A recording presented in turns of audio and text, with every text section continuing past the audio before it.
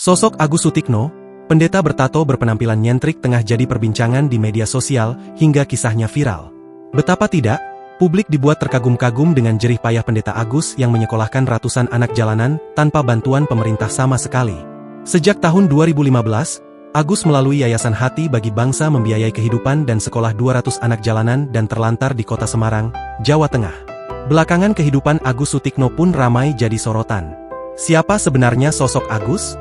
Agus Sutikno adalah pemuka agama yang karib dengan sebutan pendeta jalanan yang kerap berdakwah di Gereja Pantekosta di Indonesia, GPDI, Jawa Tengah.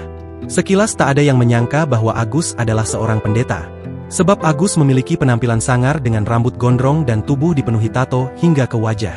Diungkap Agus dalam wawancara di kanal YouTube 2 tahun lalu, dia mengaku tidak pernah punya rencana menjadi pemuka agama. Agus menyadari betul bahwa hidupnya dulu hancur lantaran pengaruh lingkungan. Bahkan dirinya sempat ditolak saat ingin menjadi pendeta.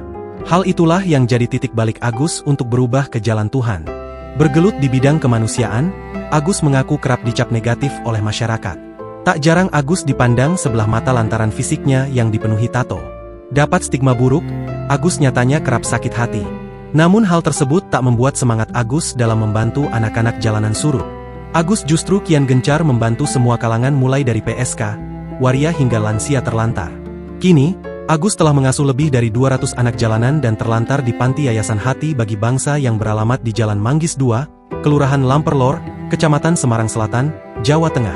Di panti yayasannya, Agus mengaku tidak pernah membeda-bedakan agama anak-anak asuhnya. Bahkan diungkap Agus, anak asuhnya mayoritas beragama Islam.